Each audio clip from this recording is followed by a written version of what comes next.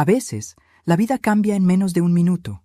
En mi caso, fue en los 20 segundos que tardó el ascensor en subir del primer al séptimo piso. Subí con las bolsas del mercado, pensando en mi nieta y en el guiso que haría para la cena. Todo era normal, rutinario, casi aburrido, hasta que el ascensor se detuvo en el cuarto piso y entró mi vecino nuevo, Sergio Vidal, un hombre de unos 50 años, tranquilo, de voz suave, que siempre me saludaba con educación. Pero esa tarde no me miró a los ojos. Tenía la respiración agitada y las manos le temblaban. Mientras el ascensor volvía a cerrarse, me entregó discretamente un pequeño papel doblado en 4 partes. Sus dedos rozaron los míos y supe que algo no estaba bien. Levanté la vista para preguntarle qué ocurría, pero él solo movió los labios y me susurró: «No diga nada». Abrí la nota sin pensar. Decía: «Finge que estás enferma y sal de aquí rápido». Me quedé paralizada. Mi primer impulso fue reírme, creer que era una broma absurda, pero entonces vi su rostro, pálido, tenso, como el de alguien que sabe que el peligro está demasiado cerca. Mi corazón empezó a latir con fuerza. No entendía nada, pero algo dentro de mí me gritó que confiara. Me llevé la mano al pecho y fingí un mareo. «Ay, Dios mío», dije tambaleándome. «No me siento bien». Sergio presionó el botón de emergencia. El ascensor se detuvo entre pisos y con un esfuerzo logró abrir parcialmente la puerta. «Salga, señora Graciela», susurró con firmeza. «Ahora». Y eso hice. Salí temblando, con las bolsas cayendo al suelo. Me apoyé en la pared del pasillo mientras él quedaba adentro, sosteniendo la puerta. Cuando nuestras miradas se cruzaron por última vez, entendí que no era un juego. Había miedo verdadero en sus ojos. Pero antes de continuar, quiero hacerte una invitación muy especial. Suscríbete al canal y deja tu me gusta. Esto me ayuda a ver que me apoyas y disfrutas de mis historias. Y comenta aquí abajo desde qué ciudad nos estás viendo. Ahora continuemos. Minutos después, las sirenas comenzaron a llenar la calle. El ruido venía del estacionamiento y el eco subía por los muros del edificio.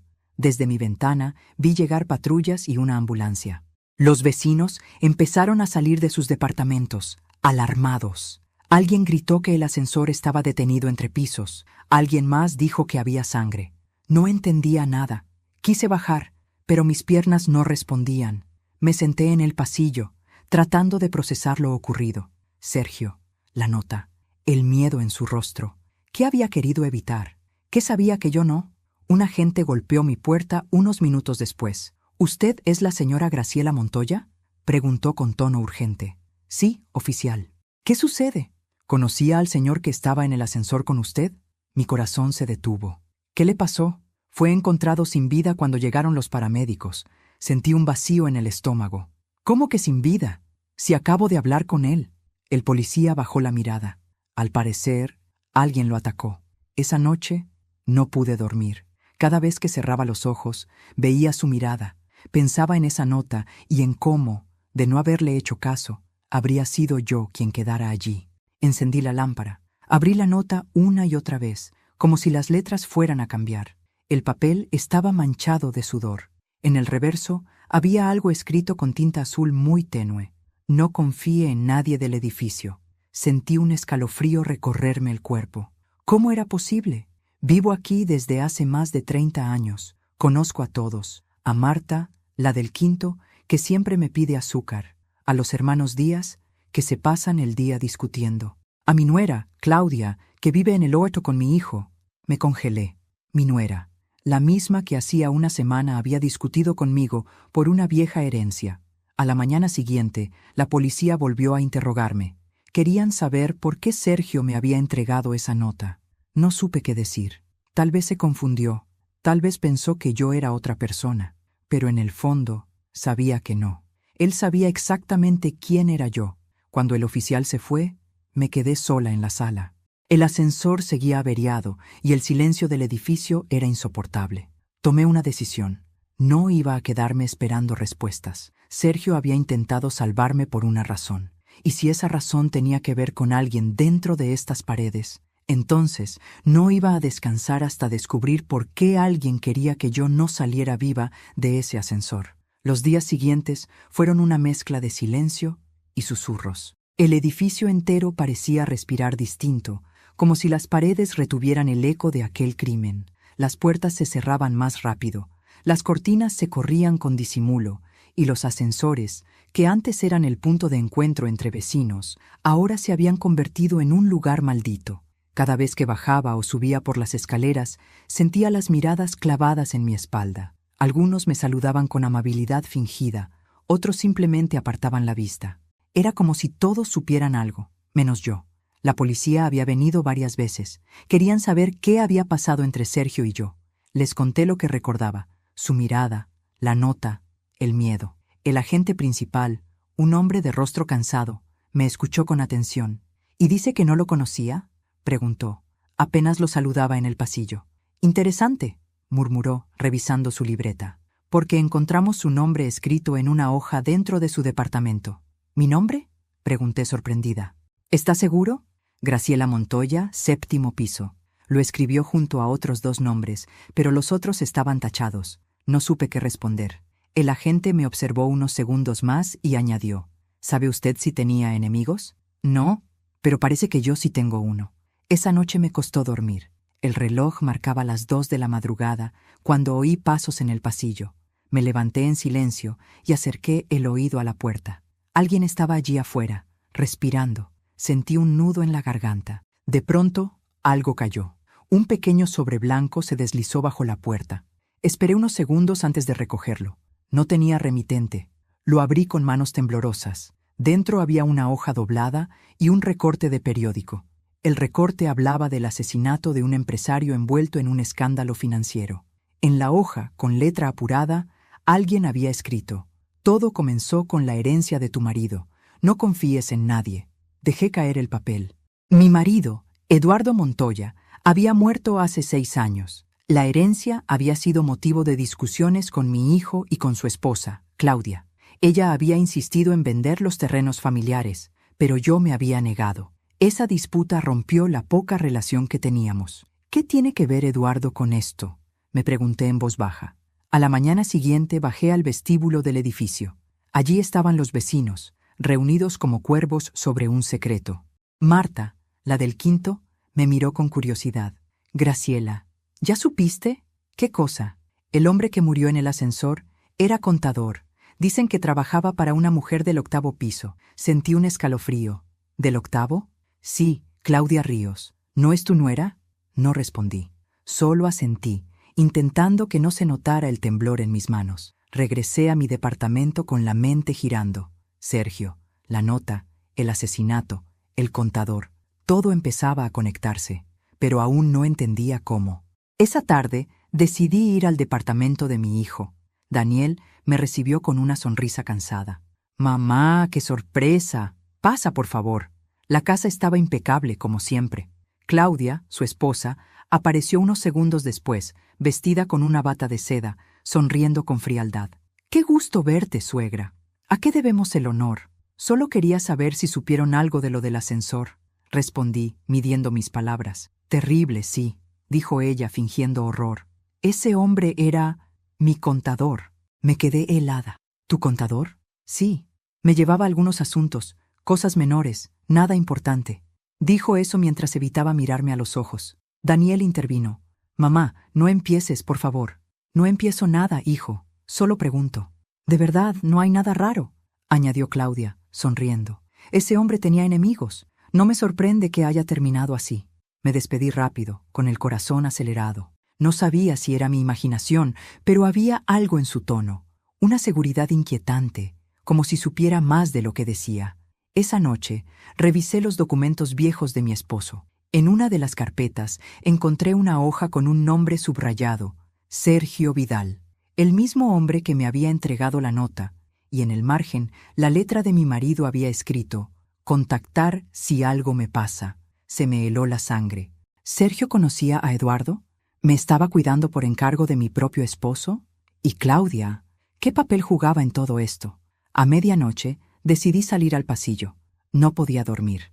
Al llegar al ascensor, vi algo que me heló la sangre. La puerta estaba abierta, aún con las manchas secas del día del crimen. En el suelo, una pequeña mancha de tinta azul. la misma tinta de la nota que Sergio me había entregado. Miré hacia arriba, hacia el piso 8, y por un instante juraría haber visto la sombra de una mujer observándome desde el pasillo superior. Una sombra alta, quieta, con una bata de seda idéntica a la de Claudia.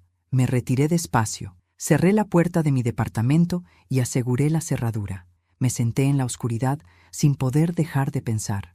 La nota, el recorte, el nombre de mi esposo, la conexión con Sergio, todo apuntaba a una verdad que apenas empezaba a asomar. Y aunque el miedo me paralizaba, dentro de mí crecía otra cosa, una sospecha que dolía más que el terror. Porque si Sergio había sido mi protector, entonces la amenaza debía venir de alguien que yo amaba. Pasaron 3 días desde la última vez que dormí bien. Desde que supe que el nombre de Sergio Vidal estaba escrito en los papeles de mi difunto esposo, no podía apartar su rostro de mi mente. Esa mirada desesperada, esa nota escrita con tinta azul, esa advertencia que me salvó la vida, ya no era coincidencia. Era un mensaje que venía del pasado, de un pasado que alguien intentaba borrar. El edificio entero parecía mirarme distinto. En el ascensor, ahora reparado, nadie decía una palabra. Todos bajaban la vista, fingiendo que no sabían nada.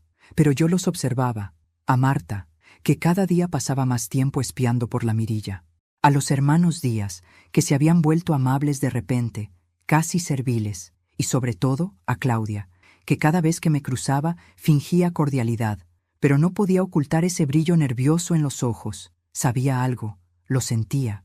Decidí ir al cuarto de mantenimiento del edificio, donde estaban las cámaras de seguridad.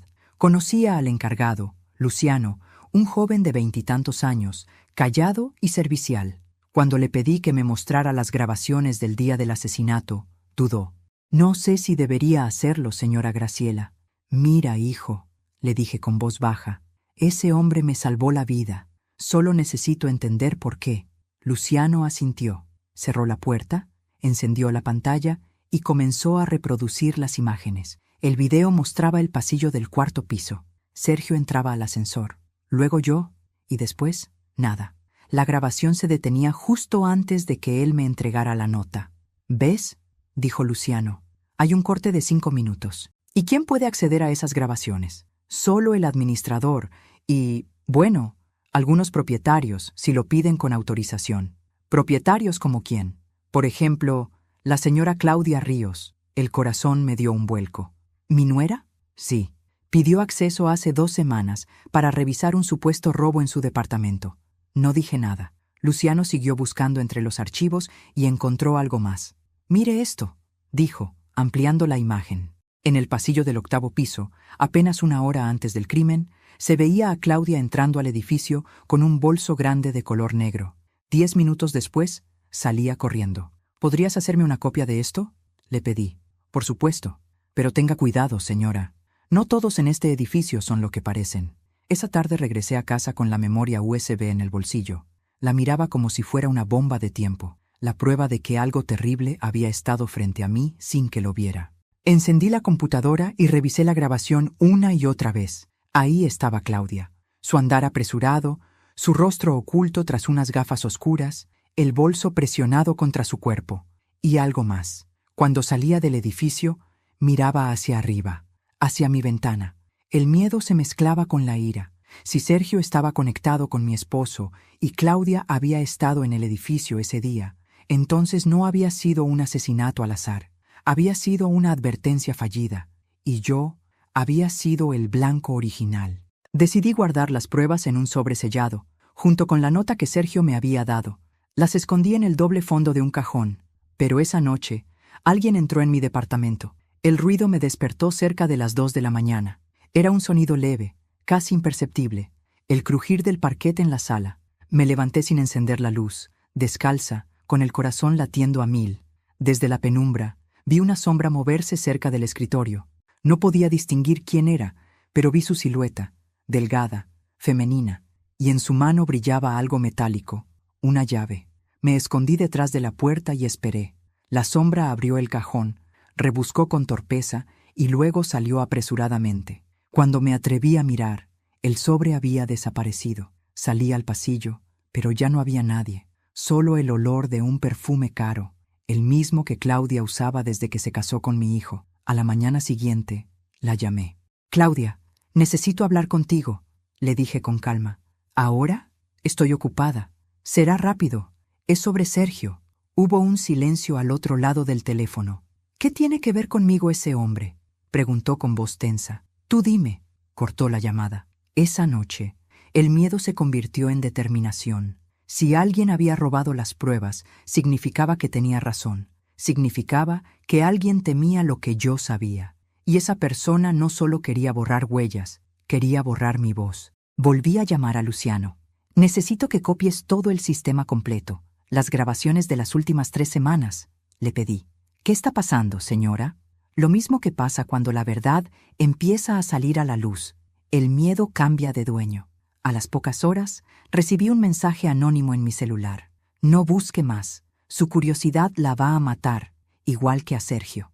El número era desconocido. Miré la pantalla con las manos temblando. Sentí como una corriente helada me recorría el cuerpo. Borré el mensaje y apagué el teléfono. Me quedé mirando por la ventana, hacia el piso 8, donde la luz del departamento de Claudia seguía encendida. Detrás de esa ventana, sabía que alguien me observaba también. Alguien que ya no temía ensuciarse las manos. Y esa noche lo decidí. Si querían silenciarme, iban a tener que escucharme gritar primero. La verdad no llega de golpe. Se filtra, lenta, como el agua por una grieta, hasta que finalmente lo empapa todo. Y cuando ya es demasiado tarde para detenerla, te das cuenta de que aquello que creías tu vida era, en realidad, un escenario donde otros movían los hilos. Después del mensaje anónimo, supe que no podía confiar en nadie. Claudia no contestó mis llamadas. Daniel, mi hijo, seguía sin sospechar nada. Y Sergio seguía muerto. Pero en cada rincón de esta casa, algo me decía que su historia aún no había terminado. Esa mañana fui a la biblioteca de mi esposo. Desde su muerte, no había vuelto a entrar allí. El aire olía a papel viejo y madera. En su escritorio, cubierto con una capa de polvo, había carpetas con su letra inconfundible. Las abrí una a una, hasta que encontré un sobre cerrado con mi nombre. «Graciela, si algo me pasa, busca a Sergio Vidal. Es el único en quien confío». Sentí un escalofrío. Todo estaba conectado. Eduardo lo había conocido, quizá incluso trabajado con él. ¿Pero en qué? Entre los documentos hallé una carpeta más gruesa, marcada con un nombre que ya empezaba a odiar: Claudia Ríos. Dentro había copias de contratos, transferencias y fotografías. Y allí, por fin, la verdad comenzó a tomar forma. Mi marido había descubierto, antes de morir, que Claudia y su familia habían usado empresas fantasmas para desviar dinero de los bienes familiares. Sergio, que entonces trabajaba como auditor, había sido su colaborador en secreto. Cuando Eduardo enfermó, quiso denunciar todo, pero no alcanzó a hacerlo. Murió en un accidente de auto, del que ahora empezaba a dudar. La rabia me recorrió el cuerpo como fuego. Durante años había creído que la muerte de mi esposo fue un golpe del destino, pero ahora comprendía que alguien lo había empujado a ese destino. Claudia, la mujer que se casó con mi hijo por conveniencia, la que sonreía mientras me robaba, la que tal vez mató a mi esposo y luego quiso deshacerse de mí. Me temblaban las manos. Por un momento el odio me nubló la vista, pero respiré hondo.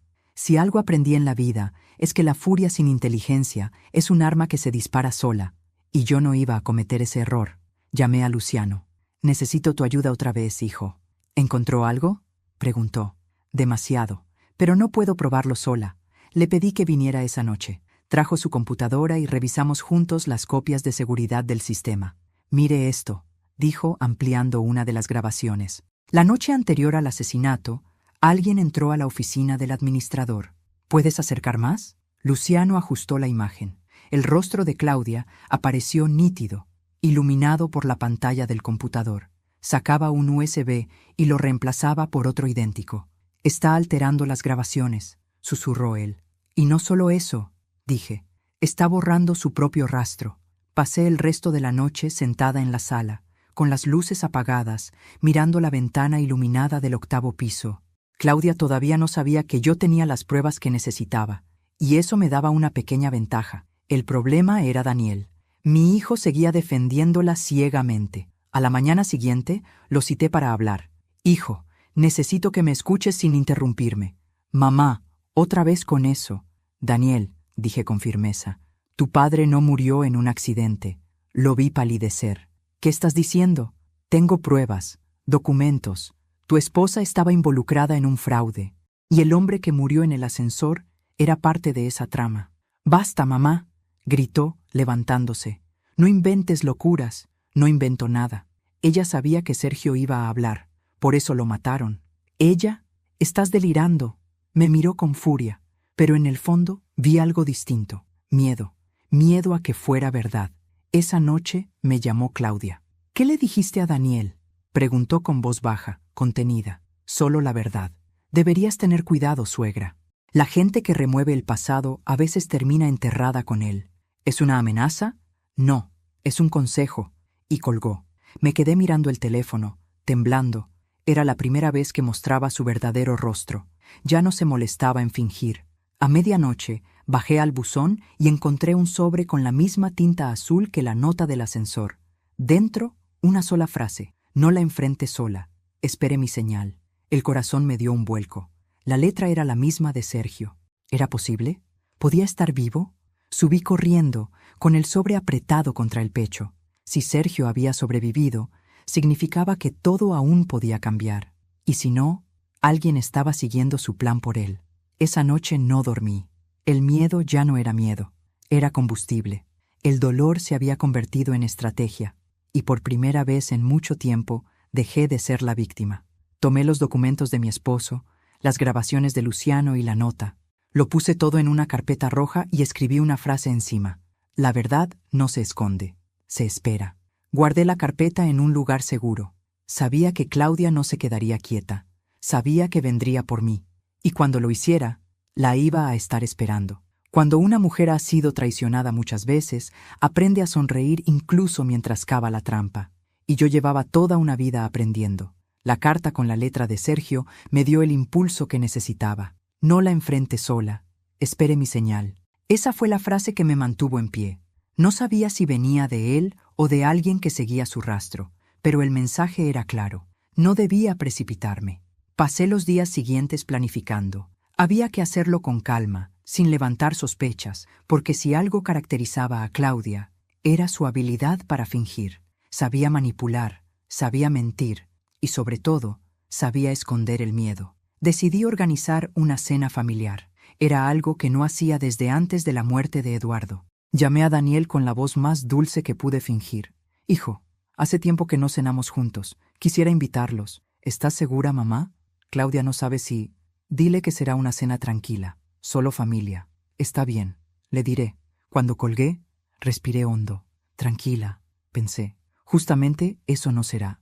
Antes de continuar, dime aquí en los comentarios qué te está pareciendo esta historia hasta ahora y qué harías tú en mi lugar. No te vayas del video, porque lo que viene a continuación te pondrá la piel de gallina. Ahora, continuemos. Esa noche, me senté frente a la mesa y observé cada detalle. Mantel blanco, copas limpias, velas encendidas. Nada debía parecer fuera de lo normal, pero bajo el mantel, en una carpeta negra, descansaban las pruebas, los documentos que mi marido había guardado, las fotos, las grabaciones y las copias que Luciano había recuperado del sistema. Cuando escuché el timbre, mi corazón dio un salto. Daniel entró primero, sonriendo. Detrás, Claudia, con su vestido rojo y esa mirada calculada que siempre me recordaba a un gato observando a su presa. «Qué lindo todo, suegra», dijo, rozando con los dedos la vajilla. No sabía que aún tenía ganas de celebrar algo. «Siempre hay algo que celebrar, hija», respondí, sobre todo cuando las máscaras empiezan a caerse. Ella sonrió, sin entender, aún. El invitado especial llegó unos minutos después, Luciano. «¿Y este quién es?», preguntó Claudia con tono molesto. «Un amigo de la familia», dije. «Me ha ayudado mucho últimamente». Luciano saludó cortésmente y se sentó a mi lado. El ambiente era espeso. Daniel intentaba romper el hielo con banalidades, pero la tensión se podía cortar con un cuchillo. Comenzamos a cenar.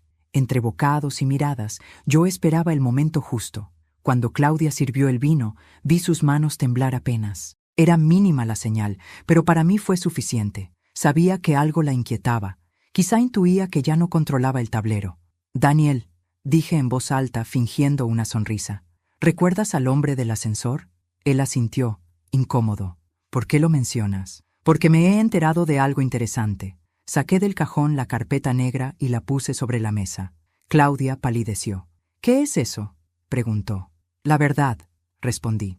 Luciano encendió su computadora portátil y proyectó en la pared una imagen, una de las grabaciones recuperadas. En ella se veía claramente a Claudia entrando al cuarto de mantenimiento, reemplazando un USB. Daniel se levantó de golpe. ¿Qué significa esto? Que alguien, respondí, borró las grabaciones que podían demostrar quién mató a Sergio Vidal. Claudia intentó mantener la calma. No sé de qué hablan. Claro que lo sabes, dije, firme. Sergio trabajó con Eduardo. Y cuando tu suegro descubrió tus fraudes, lo hiciste callar. El silencio cayó como un martillazo. Daniel se llevó las manos a la cabeza. Claudia, dime que no es cierto. Por supuesto que no, gritó. Esa grabación es falsa. Luciano la miró sin pestañear. Podría ser, si no fuera porque también tengo los archivos financieros que ella modificó y las transferencias a su nombre. Claudia perdió el color. Intentó levantarse, pero Daniel la detuvo. ¿Qué hiciste, Claudia? Ella no respondió.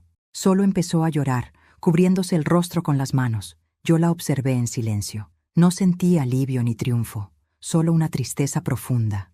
Había amado a esa mujer como a una hija, y ella me había devuelto veneno. Pero la justicia, aunque tarde, llega. El teléfono de la sala sonó de pronto. Luciano contestó y me lo pasó. Para usted, señora. Al otro lado, una voz desconocida dijo, ya está hecho. El expediente fue entregado. Ella no saldrá del país. Colgué sin decir palabra. Claudia me miró aterrada. ¿Qué hiciste? Nada que no merezcas, respondí. Solo devolví el favor que me diste en el ascensor. Daniel, en shock, se dejó caer en la silla. Claudia comenzó a gritarle que todo era mentira, que yo la estaba manipulando, que lo perdería todo. Pero él ya no la escuchaba. Solo repetía, tú lo mataste, tú lo mataste. Ella se derrumbó, llorando, y en ese momento supe que había terminado.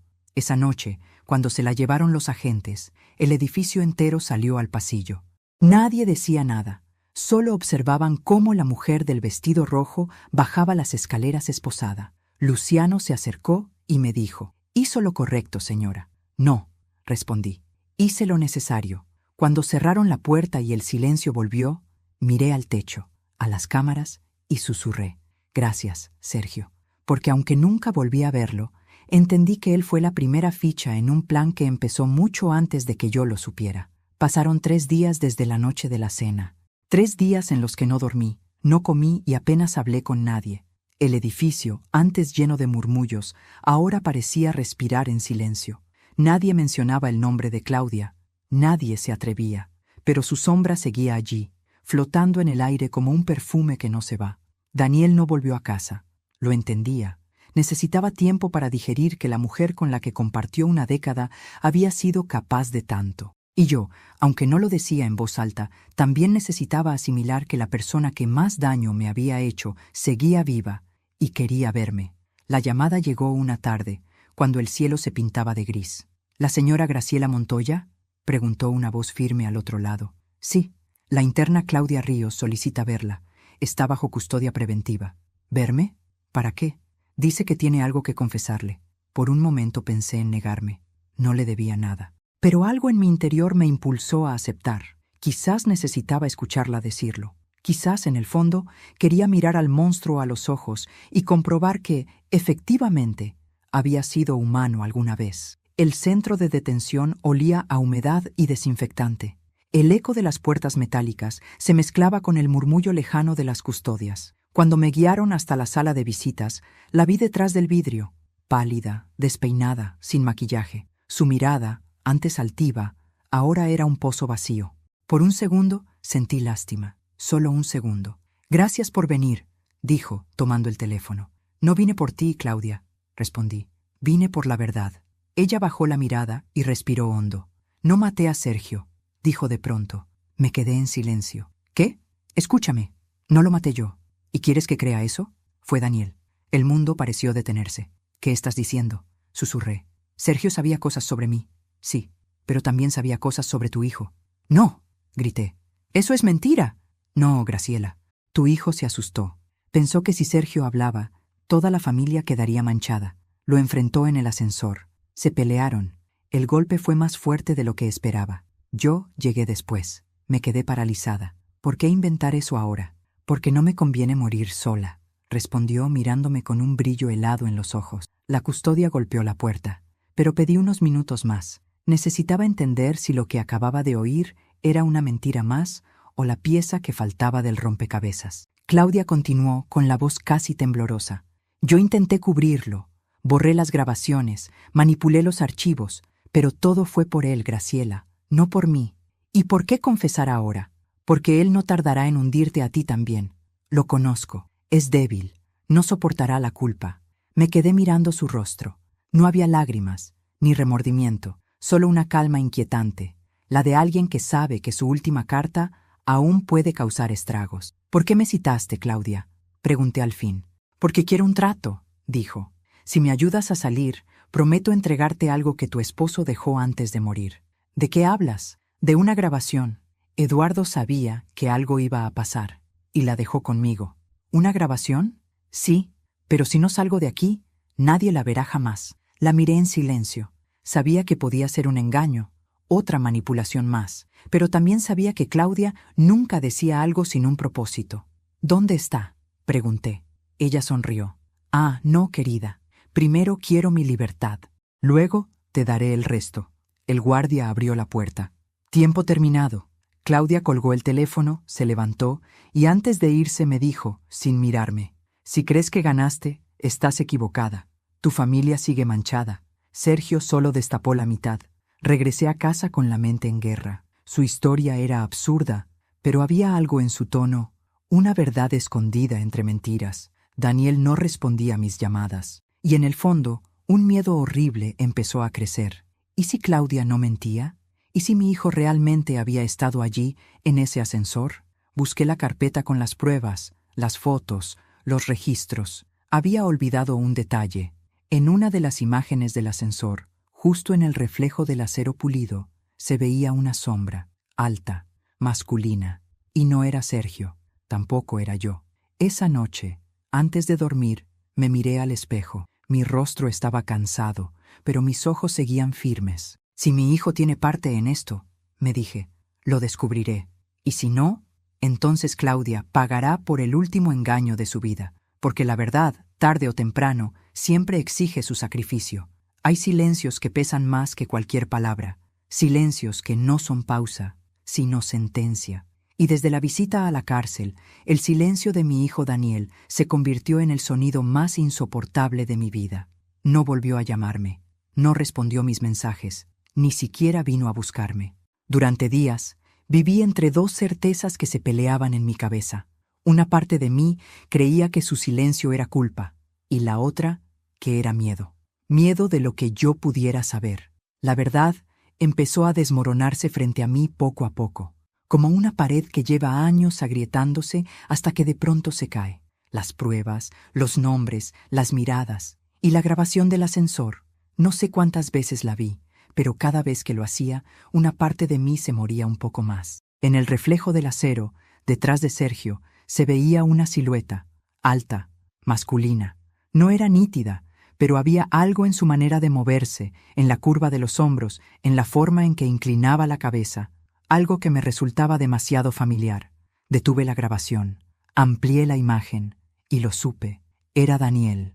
El corazón me latió tan fuerte que sentí que me iba a romper el pecho. No podía respirar. Por un momento pensé que el alma se me saldría por la boca. Claudia no había mentido. Al menos, no del todo. Esa noche, la casa se sentía más fría que nunca. Me quedé despierta en la sala, con las luces apagadas, mirando la lluvia golpear los vidrios. Cada gota que caía me recordaba una mentira, una traición, una palabra que preferí no escuchar cuando todavía podía hacerlo. Cuando Daniel era niño, siempre venía a mi cama cuando tenía pesadillas. Se acurrucaba a mi lado y me decía, «Mamá, no dejes que me lleve el hombre de los ojos oscuros». Y yo le acariciaba el cabello y le susurraba, «Mientras yo respire, nadie te hará daño». Esa noche me di cuenta de que yo no había podido cumplir esa promesa. No lo protegí del mundo. Y, peor aún, No lo protegí de sí mismo. Cerca del amanecer, sonó el timbre. Me sobresalté. Fui hasta la puerta con el corazón desbocado. Cuando la abrí, Daniel estaba ahí, despeinado, ojeroso, con la mirada perdida. Parecía no haber dormido en días. «Mamá», dijo con un hilo de voz, «necesito hablar contigo». Por un instante, quise cerrarle la puerta, no porque no quisiera verlo, sino porque no sabía si tenía la fuerza para escucharlo. Pero al final, el amor puede más que la rabia. «Pasa», susurré. Se sentó en el sofá, con las manos entrelazadas. Ninguno de los dos habló durante varios minutos. Solo se escuchaba el tic-tac del reloj, marcando la distancia entre lo que fuimos y lo que ya no seríamos. «Claudia te dijo algo, ¿verdad?», preguntó al fin. «Sí, y quiero escucharlo de ti». Guardó silencio. Respiró hondo. Me miró con los ojos enrojecidos. Fue un accidente. Esa frase, tan corta, me destruyó. Me hundí en la silla. Quise creer que lo había oído mal, pero no. Daniel se llevó las manos al rostro. «Sergio vino a buscarme», dijo entre sollozos. Me dijo que tenía pruebas, que iba a revelar todo lo que Claudia estaba haciendo, que si no cooperaba, iba a arruinar mi carrera, mi nombre, todo. «¿Y tú qué hiciste?» Fui a enfrentarlo. Contó que lo esperó en el ascensor, que discutieron, que Sergio le dijo que tenía información que podía hundirnos a todos. Yo estaba furioso, mamá. No sabía qué hacer. «¿Y entonces?», pregunté, apenas conteniendo las lágrimas. Me empujó, y yo lo empujé también. Se golpeó la cabeza. Cayó. No se movía. La voz se le quebró. Yo lo escuchaba, paralizada, como si no fuera mi hijo quien hablaba, como si de pronto estuviera frente a un desconocido. «Llamé a Claudia», continuó. «Ella vino enseguida. Me gritó, me dijo que me calmara, que ella se encargaría». «¿Y qué hizo?». «Me hizo salir del lugar. Dijo que se ocuparía de todo, que nadie debía saberlo». Cerré los ojos. Recordé la sangre en el suelo del ascensor, la nota de Sergio, el miedo en su mirada, el reflejo metálico, la sombra detrás. Todo encajaba. «¿Y por qué no me lo dijiste antes?», pregunté, con la voz temblorosa. «Porque tenía miedo, mamá, miedo de perderte». «Ya me perdiste, hijo». Las palabras salieron sin pensarlas, y me dolieron tanto como a él. Daniel se desplomó en el sofá, llorando. Yo lo miraba, sin saber si abrazarlo o gritarle. Tenía enfrente al niño que alguna vez fue mi orgullo, mi razón de vivir, y al mismo tiempo, al hombre que había destruido lo poco que me quedaba de fe. El amanecer empezó a teñir la sala de un color triste. Nos quedamos en silencio largo rato. Solo el sonido de su llanto llenaba el aire. Finalmente, dijo algo que me desarmó. «No sé si Dios podrá perdonarme, pero quiero que tú lo hagas». Me quedé mirándolo. Él esperaba una respuesta, pero no se la di enseguida. El perdón, qué palabra tan grande. Fácil de decir cuando no se ha perdido nada, pero cuando se ha perdido todo, pesa como una piedra en el pecho. «No puedo prometerte eso», le dije, «pero puedo intentarlo». Se levantó y me abrazó. Sentí su cuerpo temblar contra el mío, como cuando era pequeño y tenía fiebre. Por un instante volví a ser su madre, solo su madre, sin juicios, sin rabia, sin miedo. Pero en algún rincón de mi alma, una voz susurraba que el amor no debía cegarme otra vez, porque si lo amaba de verdad, debía dejarlo enfrentar lo que hizo. Nos separamos en silencio. «Claudia te manipuló», le dije, «pero eso no te absuelve». «Lo sé», susurró, «y por eso voy a entregarme». «¿Qué?». «Ya hablé con un abogado. Quiero confesar. No puedo seguir viviendo con esto». Me temblaron las piernas. «No lo hagas. Tengo que hacerlo, mamá. Tú me enseñaste que los errores no se esconden, se enfrentan. No así. No hay otra forma». Sus ojos estaban llenos de lágrimas, pero también de una paz que no había visto en años, y entendí que ya no podía detenerlo. Esa noche, después de que se fue, la casa volvió a quedar en silencio. Un silencio nuevo, distinto. No era el de la culpa ni el de la tristeza. Era el silencio previo al juicio final. Me senté frente al retrato de Eduardo, mi esposo. Le hablé en voz baja, como si pudiera escucharme. «Viejo, él va a entregarse. Dice que quiere hacerlo por dignidad». En la penumbra, el rostro de Eduardo parecía mirarme con una mezcla de compasión y serenidad. Cerré los ojos y por un instante sentí su voz. «No destruyas a tu hijo, Graciela. Déjalo que se salve por su propia culpa. Lloré con toda el alma, porque entendí que el amor de una madre no se mide por cuánto protege, sino por cuánto deja ir. A la mañana siguiente el teléfono sonó. Era el agente del caso. Señora Montoya, encontramos algo que debería escuchar. Me presenté en la comisaría. En una pequeña sala me mostraron una grabación recuperada del archivo de Claudia. Cuando la reprodujeron, la voz de Eduardo llenó la habitación. Si estás escuchando esto, Graciela, es porque todo salió mal. Claudia no es lo que aparenta. Pero si algo me pasa, no busques venganza. Cuida a Daniel. Él no es malo. Está ciego. No permitas que el odio lo hunda más de lo que ya está. Si alguna vez te toca elegir entre la verdad y tu hijo, elige salvar su alma. Me tapé la boca para no gritar. Las lágrimas me nublaron la vista. Eduardo había sabido. Había visto venir la tormenta y aún así intentó salvarnos a todos. Regresé a casa con el alma hecha pedazos. En la puerta me esperaba Daniel, sus ojos hinchados, la mirada resignada. «Ya lo decidí, mamá», dijo. «Voy a entregarme». No puedo seguir huyendo. No quiero que mi vida sea una mentira más». Nos abrazamos en silencio. Sentí su corazón golpear contra el mío, desesperado, y supe que no había marcha atrás. «Hagas lo que hagas», le dije al oído. «Hazlo con dignidad». Se apartó, me besó la frente y se fue. Lo vi caminar por el pasillo sin volver la vista atrás. Y en ese instante entendí que a veces el amor más puro consiste en dejar que los hijos paguen por sus propios errores. Esa noche, la lluvia volvió. El sonido del agua contra los vidrios era como una melodía triste, pero serena. Encendí una vela y me senté frente al retrato de Eduardo. «Lo cuidé, viejo», le dije, «como me pediste, pero también lo dejé ir». La llama titiló suavemente, como si me respondiera, y entonces lo comprendí todo. La redención no siempre viene con gloria ni con absolución. A veces llega en silencio, en forma de entrega, en la aceptación de que nadie escapa de su propia sombra. Me levanté, abrí la ventana y dejé que entrara el aire fresco de la madrugada. Respiré profundo. Por primera vez en mucho tiempo sentí paz, porque entendí que el perdón no borra el dolor, pero te permite vivir sin que te consuma.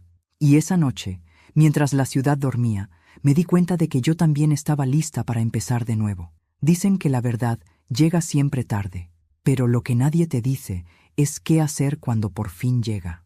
Porque cuando la verdad toca la puerta, no trae alivio, trae consecuencias. La mañana después de que Daniel se entregara, desperté con una sensación extraña. No era tristeza ni alivio. Era como si, por primera vez en años, mi alma tuviera espacio para respirar. Sin embargo, la paz era incompleta, porque aún faltaba entender qué había pasado realmente en ese ascensor. ¿Por qué Sergio me había dejado aquella nota? ¿Y por qué, incluso después de muerto, seguía sintiendo que él me protegía?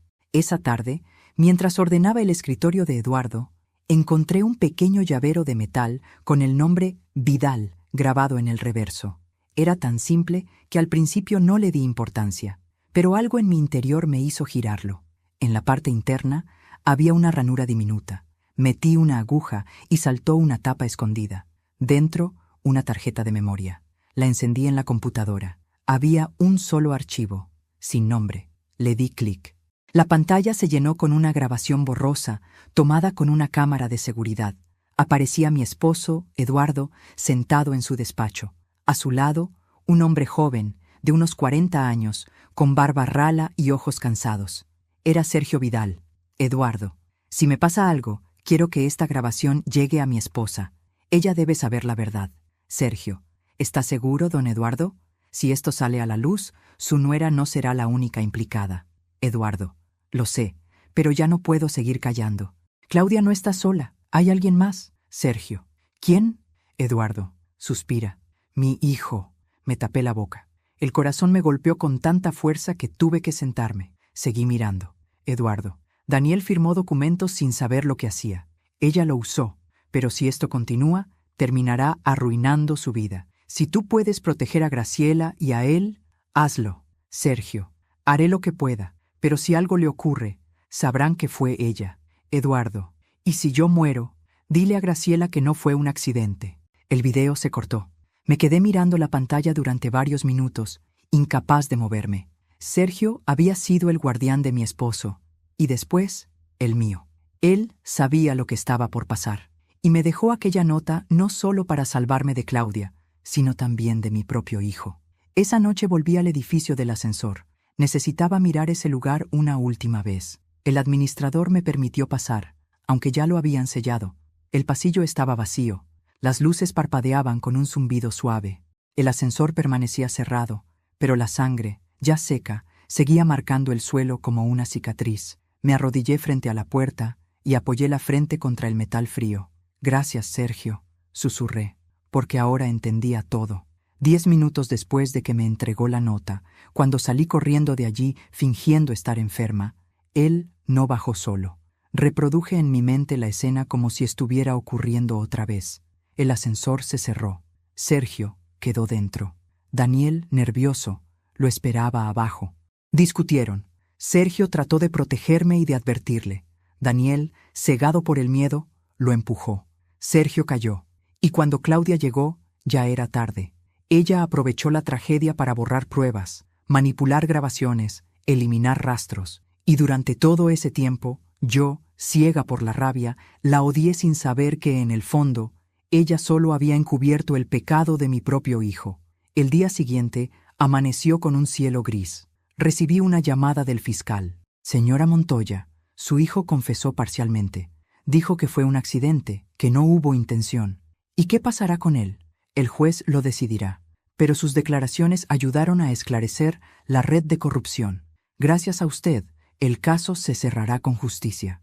Colgué el teléfono sin decir nada. Justicia. Qué palabra tan vacía cuando ya se ha perdido todo. Las semanas siguientes fueron un desfile de periodistas, abogados y vecinos curiosos. El edificio se llenó de rumores. Algunos decían que había una maldición. Otros, que la vieja del 7º piso, yo, era una bruja vengativa. Aprendí a no escuchar. La gente siempre busca entretenimiento en el dolor ajeno.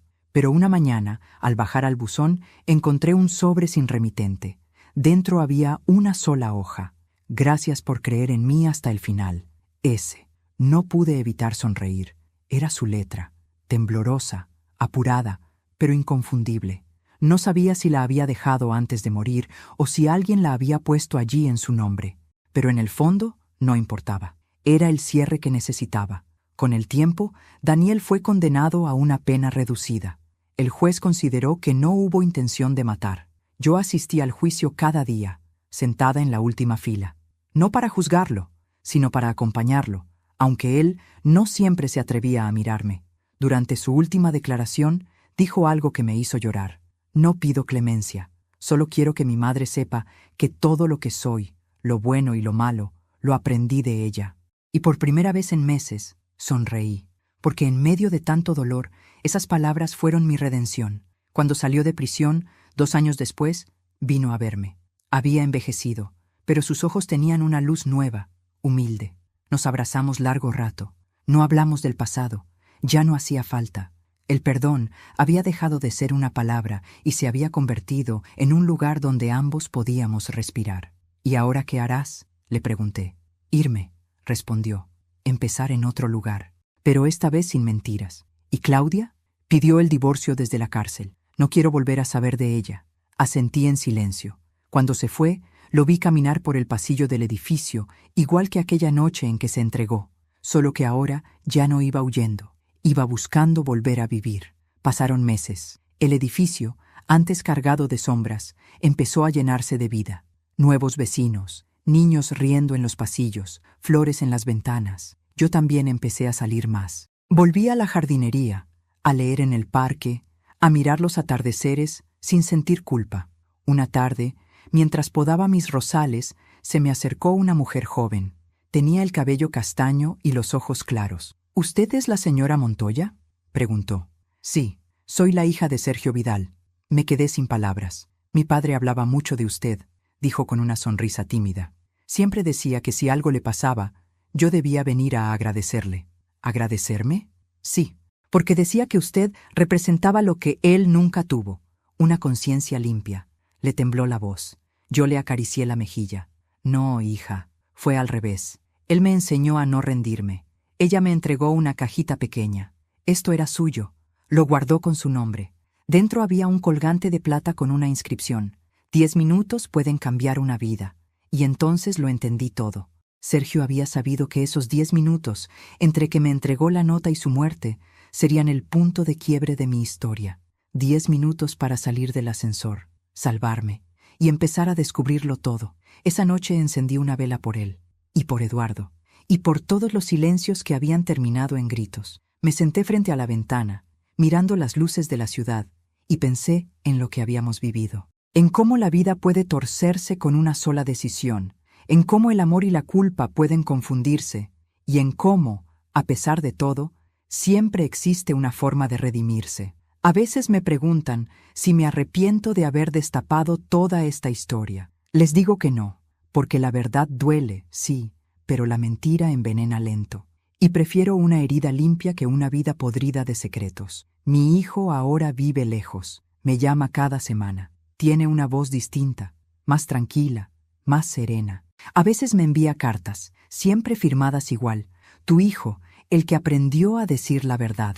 Y cada vez que las leo, siento que, de algún modo, también Eduardo y Sergio descansan en paz. Hoy, mientras escribo estas últimas líneas, el sol entra por la ventana. El ascensor del edificio vuelve a funcionar. Ya nadie le teme.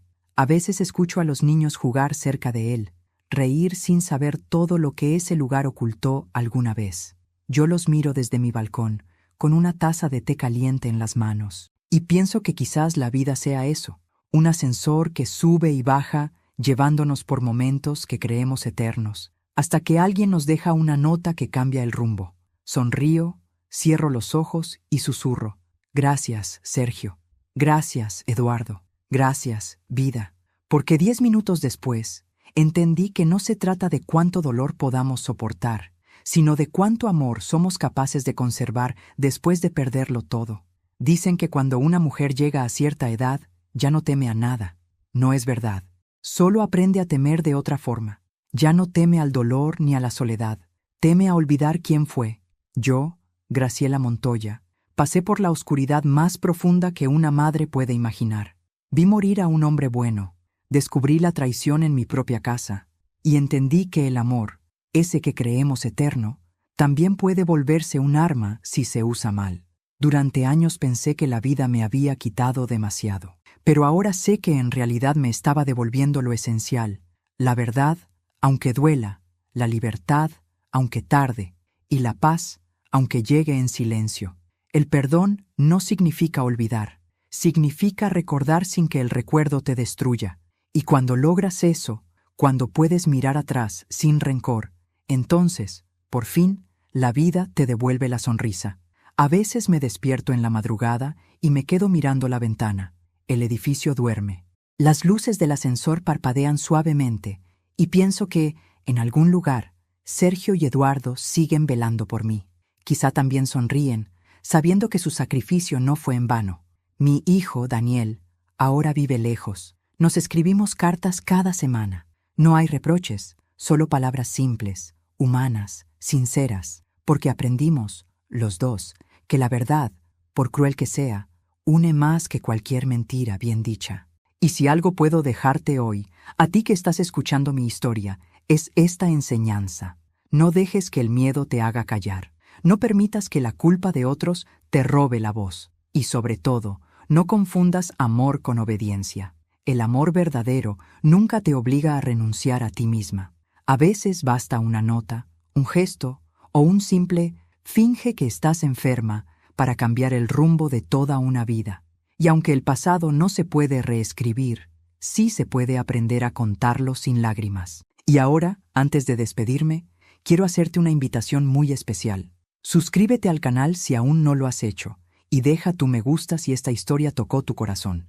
Eso me ayuda a ver que me acompañas, que me escuchas, y que no camino sola en este viaje de memorias y cicatrices. Y por favor, comenta aquí abajo desde qué ciudad nos estás viendo. Me encantará leerte, saber desde dónde llega tu voz, porque cada historia, cada comentario, es una prueba de que todavía hay personas que sienten, que lloran y que creen en la fuerza de la verdad. Soy Graciela Montoya, y esta fue mi historia, una historia de dolor, redención y amor verdadero. Gracias por escucharme. Gracias por quedarte hasta el final. Y recuerda, la verdad puede tardar, pero siempre llega.